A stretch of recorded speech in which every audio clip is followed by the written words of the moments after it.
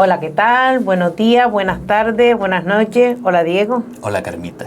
Aquí Dieguito. estamos otra vez, Dieguito Flores y yo, Carmen Valido, y venimos otro día más de hablarles sobre el cuarto capítulo que habíamos dejado atrás la semana pasada, y le queremos agradecerle a Radio Faro otra vez pues por su apoyo y por darnos este espacio. Dieguito, ¿por qué es la historia de Canarias puta hoy?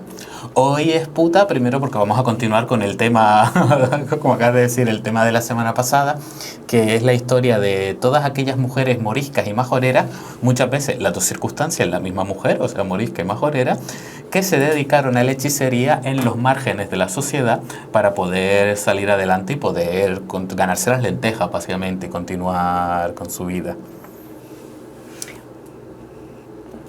Hoy vamos a hablar de ella, ¿vale? Vamos a hablar de ella. Bueno, ustedes saben que en el capítulo anterior le hicimos un resumen de quiénes eran estas mujeres, y también le prometimos contarle más cosas hoy, sobre todo de qué hizo la Inquisición con estas mujeres, y también qué relación tiene la hechicería con la piratería en Canarias. Porque aquí hay para todo. Eso es lo guapo ahora. Aquí hay para todo. Recuerdan que les contamos que, por ejemplo, uno de los conjuros más comunes fue el tema de las algazaras, que eran esas cagarrutas de camello secas que las tenían marcadas con alfileres o con agujas y que echaban al suelo y espolvoreaban encima harina o gofio o algo parecido para interpretar el futuro. Un conjuro que se hizo muy famoso y que nos lo explicó Catalina Luzarda en un archivo de la Inquisición del siglo XVII, una mujer de Lanzarote que acabó en Gran Canaria. Y a esta mujer no la pillaron solo con las algazaras en la cesta, sino también la pillaron con estaño. Carmita, ¿por qué es relevante que la pillaran con estaño? Pues porque derretir estaño o plomo era otro de los conjuros más famosos que hacían estas mujeres. ¿En qué consistía? El proceso era que llenaban un gánigo, un caldero grande de agua fría, derretían el estaño, el plomo aparte en otro caso, y entonces el agua del primer gánigo se mezclaba a veces con vino, con hierbas como hojas de palma, romero. Cuando se derretía el material, el mineral, lo pasaban con rezos, hacían unas bendiciones, unos rezos y unos cánticos, derretían el material en el agua, y el material derretido al contacto con el agua fría pues se solidificaba formando una figura que luego ella interpretaba. La imagen es preciosa que acabas de describir, o sea, yo me imagino a alguien con todo ese ritual. Yo no sé, si hoy día es curioso cómo sería en aquella época cuando ellas vieran ese material dorado o plomizo llegar al agua y hacer esa figura. El caso es que era un proceso muy común, y como ejemplo tenemos a María González en Casillas del Ángel, en Fuerteventura. Es que no sé qué hacer con las manos porque no puedo ponerlas en la mesa porque si no se hacen ruidos en los micrófonos. En 1670 vino a ella una mujer para preguntarle a ver si su marido la estaba engañando, la estaba poniendo en los cuernos. Que como habíamos dicho, esto era una pregunta clave en aquella época. Sí, ya lo habíamos dicho en el capítulo anterior, que era muy importante eso, no solamente buscar marido, sino retenerlo y que no se fuera. El caso es que María González, la bruja, hace todo este proceso, derrite el estaño, con todos los rezos, los rezos y todos los cánticos y las cruces que van de por medio, lo derrite en el agua, lo echa en el agua, se forman dos figuras, y ella la bruja interpreta que una de esas figuras es el marido de la mujer y la otra figura es la amante, que encima le pone nombre, María de las Nieves. Control. Sí, pero esto es muy peligroso. Porque si la bruja le tenía coraje a alguna vecina, ¿sabes? Le podía indilgar la historia. Vuelve a hacer otra vez este proceso, vuelve otra vez a derretir el estaño, a echarlo por encima del agua, vuelven a salir dos figuras, y ella interpreta que el marido y María de las Nieves, mira cómo sabemos el nombre del amante y no el nombre del marido. Cosas curiosas. Cosas curiosas. El marido, sale la figura del marido del amante, y ella lo ve comiendo sentados en una mesa. Mal rollo. Aquí te... Mal rollo. Lo vuelve a hacer una tercera vez, vuelve a derretir el estaño, lo vuelve a echar sobre el agua, vuelven a aparecer dos figuras, pero esta vez ella interpreta que las dos figuras están paseando cogidos del brazo. Cuerno seguro. Blanco y en botella. Bueno, Blanco y en botella. Y gánigo, en este sí, caso. plomo y gánigo. Las dos cosas. Y este hechizo aparece, este hechizo de derretir el estaño aparece muy poco en la península. Solamente se conoce de dos casos registrados, que es en Jaén y en Almería. Y además hay registros, por ejemplo, ¿se acuerdan que decíamos en el otro capítulo que estas mujeres terminaban yendo a otras islas buscando de cómo sobrevivir? Pues se registran casos de estos en Carachico, donde habían prácticas no solamente de derretir estaños, sino también de leer las algazaras en este municipio, constatado, por lo menos. Hay un caso además que quizás es merecedor de que lo traigamos para otro capítulo, de una señora en Agaete, una bruja que tuvo, una mujer que fue acusada de brujería por hacer mucho esto de derretir el estaño en un caldero, porque lo utilizaba con la idea también de curar, que era porque ella decía que si cuando el plomo tocase el agua se convertía en gusanos, o sea en filigranas, era que la persona estaba con maleficio. Pero si cuando el plomo se convertía todo en una masa sólida, era que tenía una enfermedad. Entonces, dependiendo de si era maleficio o enfermedad, tenía que hacer ella un servicio u otro. ¿Qué pasa? Que esto también es un poco la curiosidad. A mí esto me encanta porque también aquí tú ves lo avispada que es la gente, porque tú cuando derrites un metal y lo echas en agua fría, eso estalla y se convierte muchísimas veces en más de una pieza, no claro. Solo, en el caso este, por ejemplo, en 2 piezas, en otro puede ser 5, 6, lo que sea. Entonces, claro, ella ves cómo la gente va siendo avispada. Claro, a ella le interesa que sea un maleficio porque ella lo curaba. Claro, porque así ella lo curaba, con bendiciones, con santiguados, con y tenía que venir varias veces hasta que curara el maleficio. Exacto. Y claro, esto parece, por ejemplo, esto es de una mujer de Agaete, pero claro, este hechizo está muy vinculado a las mujeres de Fuerteventura y Lanzarote, a las majoreras, o anterior a eso que también las llamaban moriscas en muchísimos casos. Es un hechizo además que es tan común que el último registro que tenemos es en 1765, o sea, a finales del siglo XVIII, segunda mitad, que esto también es relevante, ojo, porque la Inquisición cambió de mentalidad en el siglo XVIII con la brujería, porque ellos mismos se dieron cuenta de una cosa, que es que, oye, si nosotros castigamos la brujería, el mensaje que mandamos es, la brujería existe. Y claro, entonces a partir justo de esta época, de la segunda mitad de 1700, dejan de haber casos, se reducen un montón, porque claro, estaban como muchachos que les estamos diciendo vamos a taparlo. Que... Sí, pero ahora vamos a contar una historia. Pero aquí... Antes, dentro de un ratito. Dentro de un ratito, claro, ¿qué pasaba? Pero antes de este periodo sí se creía bastante en ello. Y hay un caso, bueno, varios casos curiosos, por ejemplo, entre Lanzarote y Fuerteventura, que nos habla incluso de cómo a nivel familiar esta tradición se mantenía. Y esto es, por ejemplo, empezándoles a contar la historia de María Domínguez, una mujer que vivía en Femés, en Lanzarote, y que es declarada bruja por realizar curaciones. Y entonces su castigo es el destierro de Lanzarote a Fuerteventura. Que monta tanto. Porque claro, si eres bruja y tú quieres desterrarla como castigo, mandarla a otra isla, pero si mandas a Fuerteventura es como si la mandara... Para mí yo también, aparte en Femés, que es el sur de Lanzarote, o sea, relativamente cerca. Y bueno, ella llega por el puerto de Corralejo, yo aquí he metido Corralejo simplemente porque es mi pueblo, me apetecía mencionarlo. Llega por el muelle de Corralejo y se va a vivir a La Oliva, que es donde yo fui al instituto. Muy bien.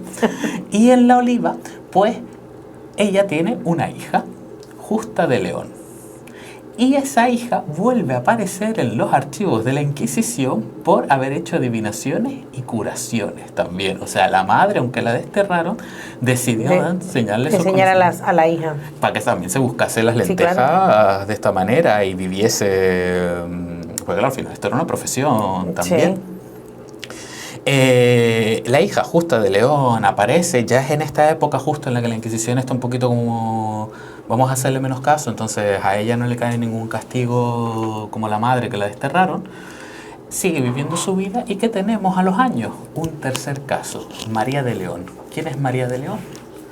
La hija de... Justa de León, nieta de María Domínguez, que es la última mujer en los archivos de la Inquisición, que parece ser en Canarias, que tenemos el registro que utilizó esta técnica de derretir el estaño en un caso para hacer curaciones o para adivinar el futuro. Entonces, claro, a mí esta historia familiar me fascina porque es que tenemos a la abuela, la hija y la nieta que decidieron, mira, que a la Inquisición no le gusta esto, si tú crees que a mí me importa. O sea, tiraron para adelante y sin miedo, ¿sabes? O sea, que me parece fascinante. Pero claro, aquí se plantea una pregunta que ya la dejamos en el aire en el capítulo anterior, que ¿qué hacía la Inquisición con las brujas en Canarias? Pues mira, te va a sorprender bastante porque ustedes saben la historia negra que tiene la Inquisición, a lo largo de la historia que ha tenido la Inquisición española, de que se perseguían a las brujas y las quemaban. Pues bueno, nada fuera de la realidad. Donde sí se persiguieron brujas, se persiguieron mujeres, donde sí se persiguieron miles de mujeres y a cientos se quemaron en la hoguera, fue en el norte de Europa. La Inquisición española no fue tan, digamos, tan cruel. Era cruel, pero no hubo tan, exactamente. Hubo gente que la superó. Sí, hubo gente que la superó. Eso no habla muy bien de esa gente tampoco. Pero bueno, que también tenemos un caso peor todavía que la Inquisición. El caso es que en España no se perseguía tanto. Aquí en Canarias la Inquisición estaba más preocupada porque la gente fuera buenos católicos. Por eso en el capítulo anterior, cuando le contamos que los moriscos no se asimilaban a las costumbres que estaban fuera del núcleo y que comían carne los viernes, esto era un pecado mortal. Comer carne los Viernes Santos, esto era un pecado mortal para la Iglesia. Entonces esta gente, la Inquisición estaba más preocupada porque la gente fuera buenos católicos y por perseguir otras religiones como el judaísmo, el protestantismo, el islamismo. Pero normalmente la brujería, la hechicería se veía más bien como una profesión de gente pobre. Era una manera, de hecho, de que la gente pobre se buscaba la vida y le llamaban pues embusteros o vendehumos. No se le daba tanta importancia.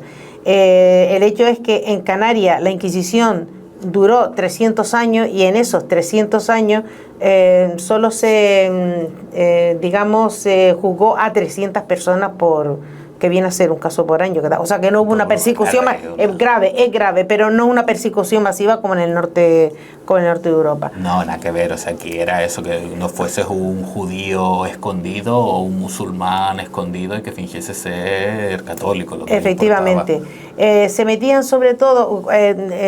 con estas mujeres sobre todo si ellas eran denunciadas por otra persona. Es decir, hacían la vista gorda, salvo que alguien la denunciaran y como había que dar ejemplo, no que le daba otro remedio que juzgarla, o cuando, por ejemplo, era un caso ya público y notorio porque empezaban a tener muchos clientes y era ya una cosa que estaba en boca de todo.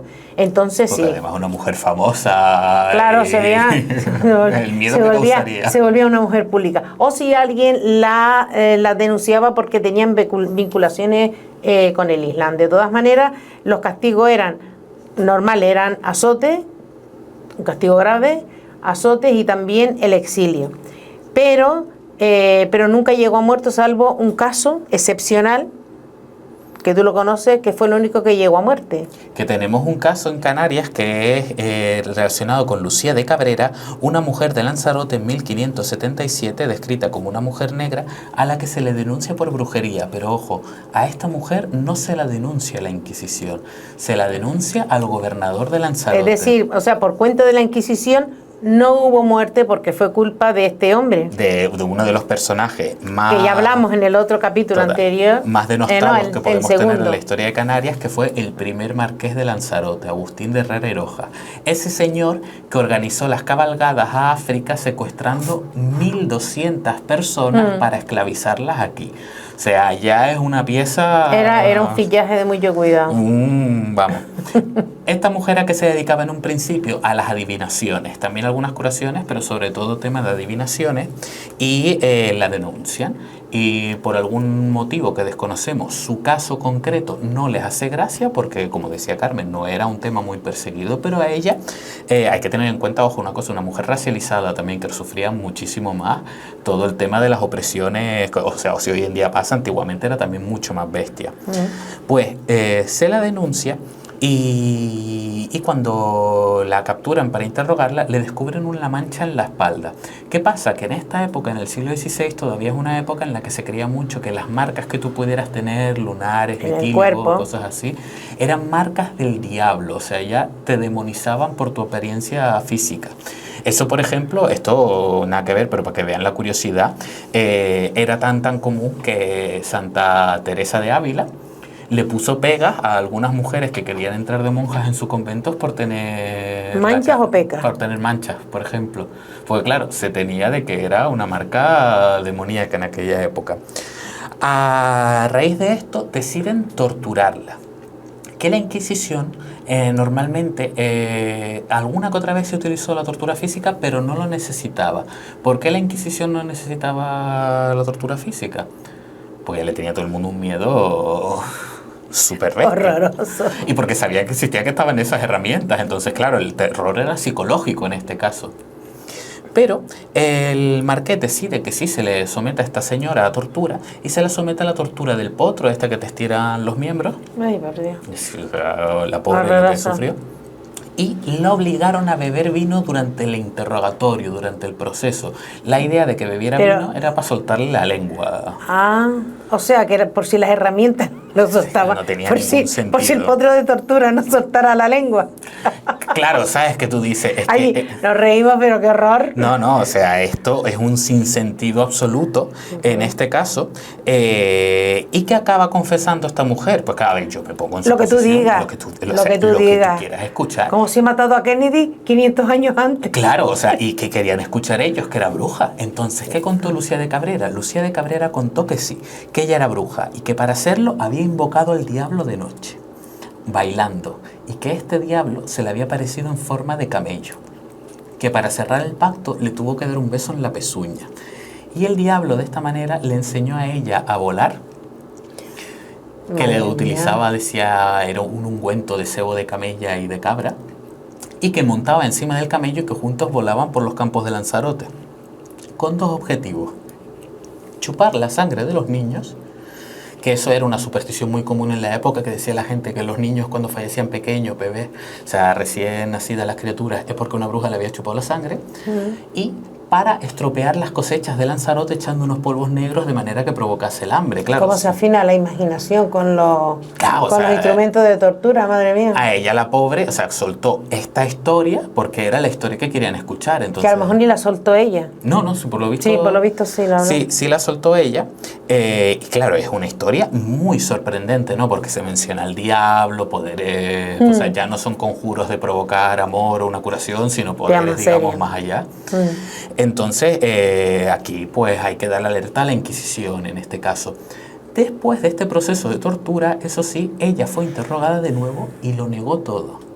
Y en el documento en el que aparece su negación, Lucía de Cabrera dice que ella no era bruja, que ella dijo todo eso para evitar el dolor y porque no podía controlar sus palabras por el vino. ¿Y eso, cómo se lo tomó, eso cómo lo resolvió la Inquisición? La Inquisición la traslada a Las Palmas. Ella llega claro, porque además como era un delito contra la religión, el tribunal que la tenía que juzgar era la Inquisición, no era el señor allí. La traslada a Las Palmas, donde le preguntan y ella lo niega absolutamente todo. La Inquisición no volvió a torturarla ni nada de esto, sino simplemente fue un interrogatorio.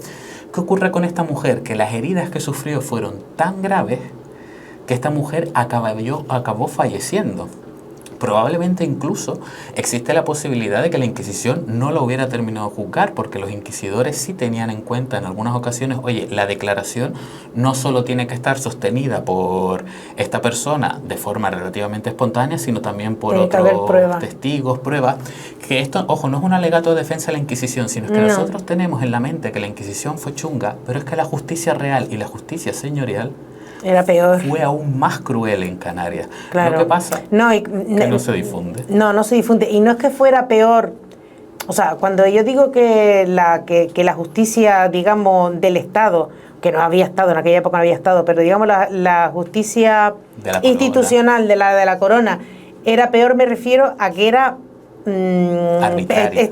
Era arbitraria y estaba peor concebida. Es decir, la Inquisición tenía sus cuerpos de investigación, cuando se denunciaba a alguien, se abría un proceso de investigación. Sin embargo, la otra justicia, la ordinaria, no investigaba, sino que era a base de tortura. Era mucho más salvaje. Sí. Este es un triste ejemplo.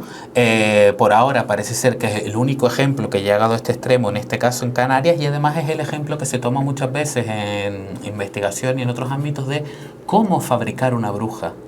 Porque Lucía de Cabrera, antes de la tortura, era adivinadora y curandera. Y después de la tortura fue que salió la historia del pacto con el diablo. Del pacto con el diablo, que no era lo normal. Claro, entonces, claro, al final es las brujas, existe una parte importante de todo esto, que es esa parte oscura, maligna que se les ha hecho. Que hasta ahora no existía y a través de una tortura existe. O sea, se fabricaba. Se fabricaba.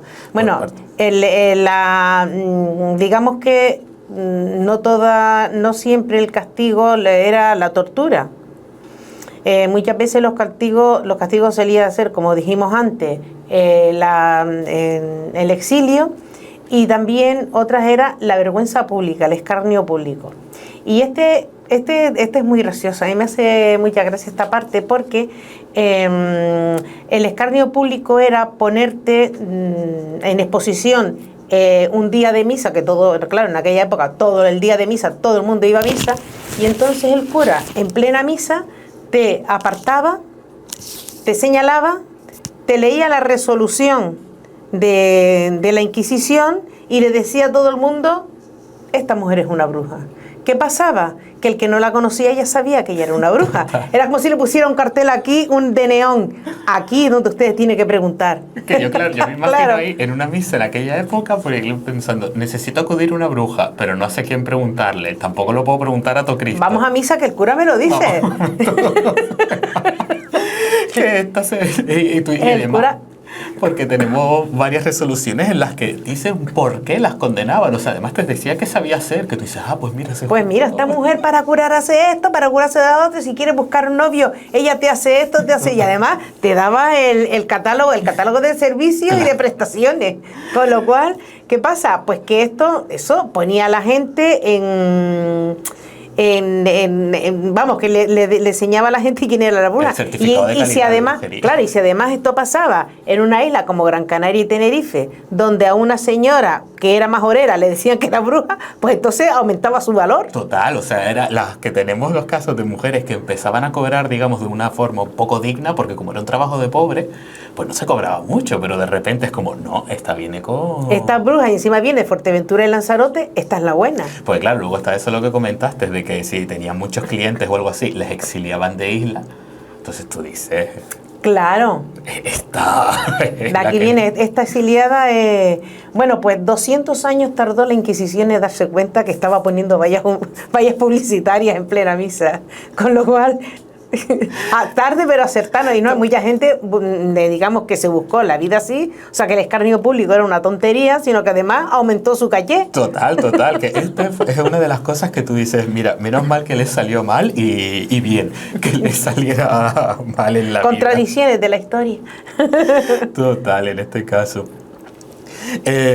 Como decía Carmen al principio, también hay una parte súper interesante que queremos contarles de la brujería, y es que la brujería ha estado vinculado con muchos sectores, pero hay uno en especial donde ha tenido pues cierta influencia a lo largo de la historia, que es en el tratamiento de la piratería. Ajá. Que esta parte, es la parte pues, que le decíamos antes, la relación con la piratería. Que la idea que tenemos, ¿no?, de piratería, siempre como que la piratería despierta un cierto a lo romántico y tal. Luego también era gente que hacía auténticos desastres. Hombre, o sea, claro. Y aquí en Canarias... No todos los piratas eran como la serie de Cosmopolitan. ¿No?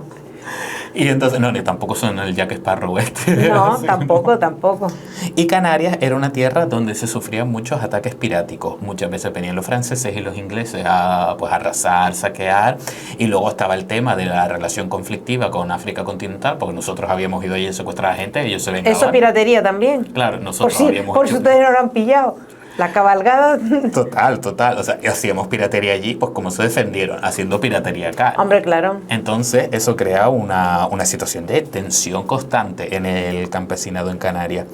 ¿Qué pasa aquí? Pues que entonces empiezan a aparecer en los archivos situaciones curiosas. Por ejemplo, en 1618, Lanzarote sufrió uno de los ataques piráticos más grandes de la historia de Canarias, que esto fue hecho por Argelia, poco también para darle el machango a Lanzarote y decirle, ya está bien, ¿sabes? O sea, Sí. que están ustedes muy venidos arriba.